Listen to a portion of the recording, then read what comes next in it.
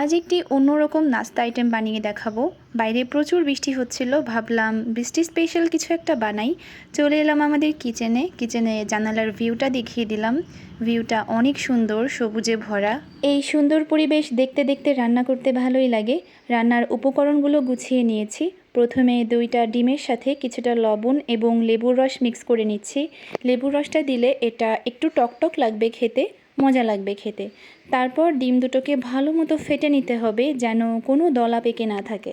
এরপর কিছুটা olive oil দিয়ে ডিমটা স্ক্রাম্বল করে ভেজে নিতে হবে। That's it. আমি এটাকে একটু হেলদিয়ার করার জন্য অলিভ অয়েল অ্যাড করেছি। আপনারা চাইলে যে কোনো অয়েল দিয়ে এটা করতে পারেন। স্ক্রাম্বলগুলো তুলে এক সাইডে রেখে দিচ্ছি। এরপর কড়াইতে দিচ্ছি কিছুটা পেঁয়াজ কুচি। এগুলোকে একটু ভেজে দিয়ে দিচ্ছি কিছুটা লবণ এবং কাঁচামরিচ কুচি। এরপর দিয়ে দিচ্ছি কিছুটা সয়া সস। আপনারা চাইলে এটাকে স্কিপ করতে পারেন, বাট এটা দিলে বেশ অনেকটাই মজা লাগে। লাস্টলি কিছুটা লেবুর রস দিয়ে এর মধ্যে সেই স্ক্রাম্বলড এগগুলা দিয়ে ভেজে নিতে হবে 2-3 মিনিটের জন্য। বেশিক্ষণ ভাজা যাবে না, তাহলে ডিমগুলা শক্ত হয়ে যাবে। এরপরে অ্যাড করে দিচ্ছি মুড়ি। ইয়েস, মুড়ি। মুড়িটাকে দিয়ে ভালো করে 3-4 মিনিটের জন্য এটাকে ভাজতে হবে, যেন মুড়িটা মচমচে হয়ে যায়। ব্যাস রেডি হয়ে গিয়েছে, আর কিছুই না। এখন নামিয়ে নিলাম।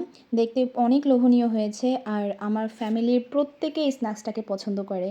বাইরে তুমুল বৃষ্টি হচ্ছে, এখন টেস্টের পালা। এই বৃষ্টির মধ্যে এরকম একটা স্ন্যাক্স সাথে চা, জমে গিয়েছিল। তো এই হচ্ছে আমার ছোটোখাটো একটা evening blog. Thank you so much for watching. By.